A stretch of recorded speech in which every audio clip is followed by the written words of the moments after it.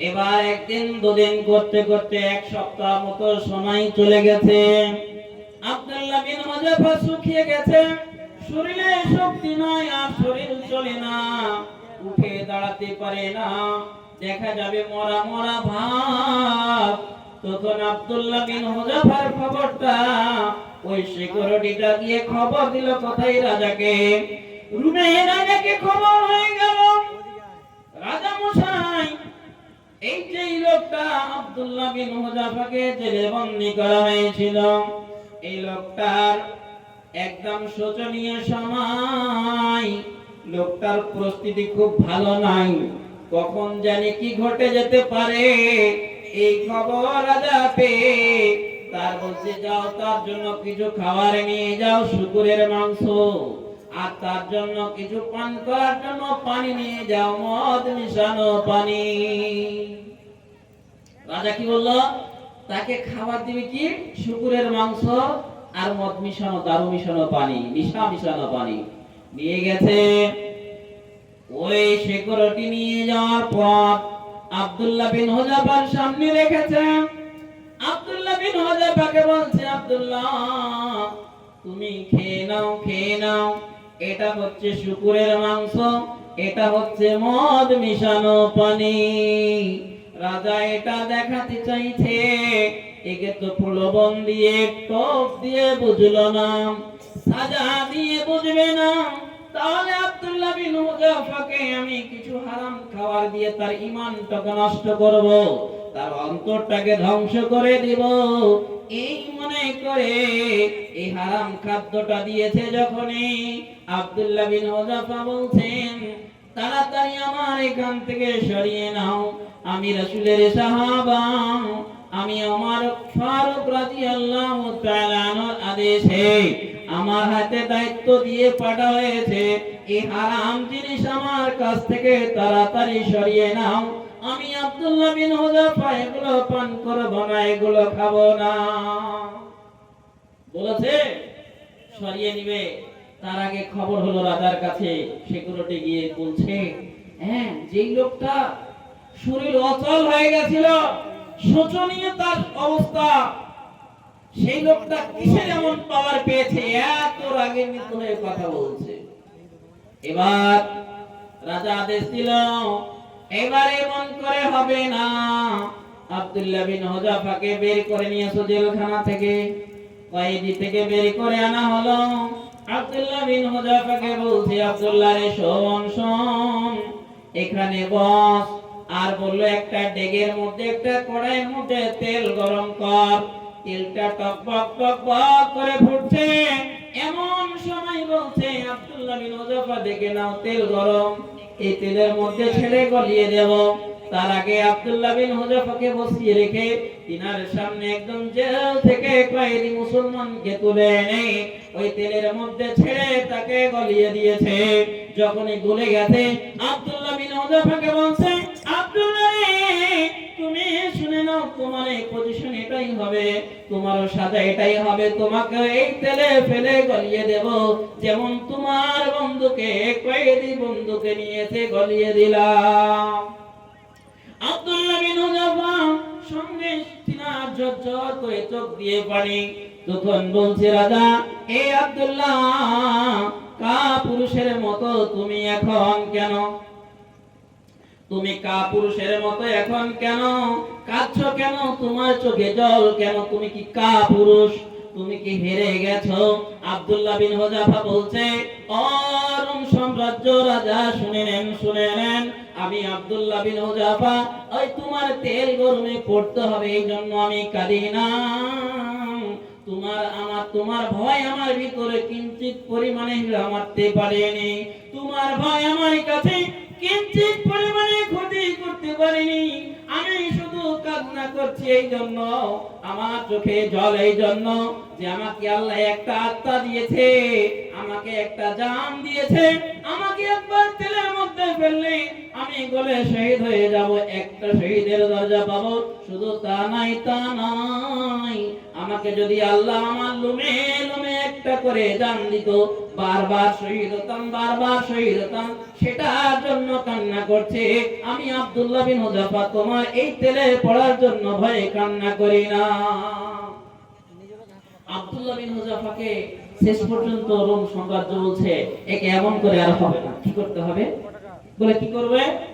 বলছে আব্দুল্লাহ বিন হুযাফা শুনো, তোমাকে আমি একটা কথা বলছি, তুমি যদি মেনে নাও তাহলে তোমাকে আজাদ করে দেব, জেলখানা থেকে মুক্তি করব। বলে কি? বলে তোমাকে একটা কথা মানতে হবে। কথাটা হলো আমার কপালে একটা চুমু দিতে হবে। আমার কপালে যদি তুমি একটা চুমু দাও, তোমাকে জেলখানা থেকে মুক্তি করে দিব। আব্দুল্লাহ বিন হুযাফা 1 2 4 সেকেন্ড চোখটাকে বন্ধ করে একটু ভাবলো, যদি আমি একটা চুমু দিয়ে আমার বডিটাকে আজাদ করে নিতে পারি, এটা ভালো জানি হবে না। তাহলে কি করতে হবে? এটা ঠিক হবে না।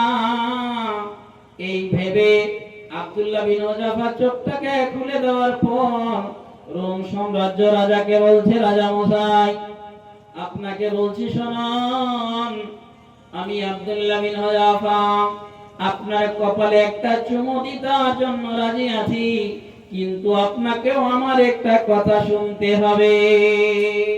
বলে কথা কি? কি কথা? আব্দুল্লাহ বিন হুযাফা বলছে, রোম সাম্রাজ্য বাদশা আপনি শুনুন, চুমু দিবা বটে, কথা হলো আমার সঙ্গী সাথী যতগুলো মুসলমান আপনার জেলে কয়েদ হয়ে বন্ধ হয়ে আছে, যারা বন্দী অবস্থায় আছে, এদের সকলকে যদি আপনি ফিরিতে আজাদ করে দিতে চান, তাহলে আমি আব্দুল্লাহ বিন হুযাফা ওয়াদা করছি, শুনেন শুনে নেন, আপনার কপালে একটা চুমু দিতে রাজি আছি, নচিত আমি রাজি নাই। আমার জানের বিনিময়ে শুধু একটা চুমু দিতে রাজি নাই। আপনার জেলে বন্দী হয়ে এই যতগুলো বন্দী মুসলমান আছে সকলকে আজাদ করে দিতে হবে। তাহলে একবার ভাবুন যে ঈমান কতটুকু।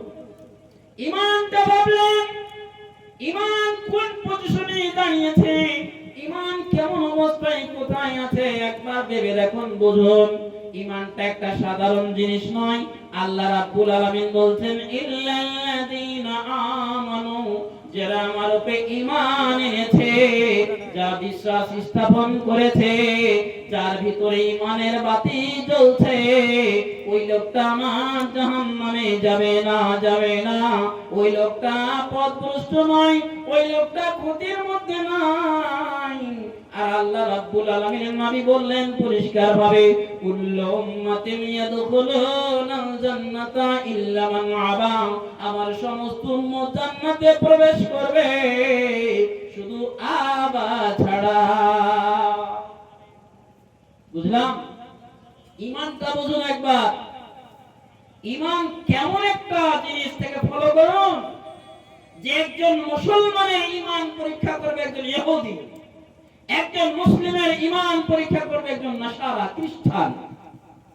তাহলে ঈমান এমন একটা জিনিস যে তারা বুঝতে পারতো মুসলমানদের ঈমান আছে।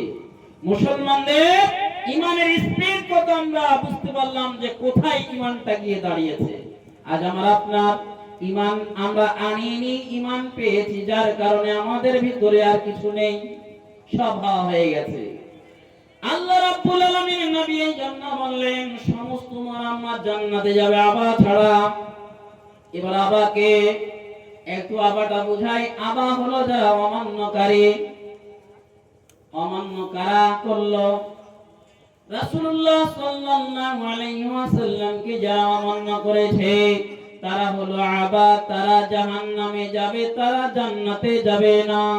তাহলে আবারা কেমন চিনে নিন। একজন মানুষ, সকলে আমরা জানি মদ হারাম, তারপর মদ পান করে আমরা একবার আসলের দিকে যাব, যখন প্যান্টটা বা পায়জামাটা লুঙ্গিটা পরতে হবে টাকনুর উপরে। আমরা ঝুলিয়ে পড়েছি মানে রাসূলের আইনকে বড় আঙ্গুল দেখিয়ে দিয়েছি।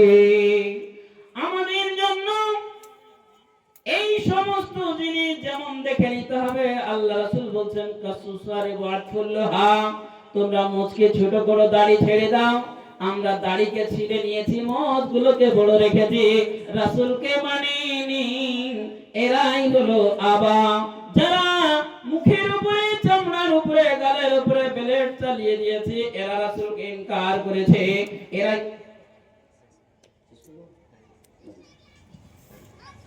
তো যাক, বলার অনেক ছিল, আমরা একটু এখানে বোঝাতে চাইছি যে ঈমান কোন জায়গায়, কতটুকু জিনিস। ঈমানটাকে আমাদেরকে ফলো করতে হবে। যে ঈমান যদি থাকে তাহলে কি হবে? ঈমান যখন থাকবে আমার ভিতরে, আমালে সলে থাকবে। আমি আমালে সলে চান্স পেলাম না, তো কোনোদিন যে আল্লাহ যদি মৌকা লাগাই বলে দিব যে ঈমান থাকলে আমালে সলে থাকবে। আর আমালে সলে যখন থাকবে তার সাথে সাথে আরো দুটো জয়েন্ট হয়ে যাবে, যে তিনটি জিনিস থাকবে। তাহলে তার সর্বপ্রথম হচ্ছে ঈমান। আর রাসূলকে যদি আমরা ফলো করি আমরা জান্নাতে যেতে পাবো। রাসূল বলছেন রাসূলের উম্মত হিসাবে আমরা জান্নাতি হব।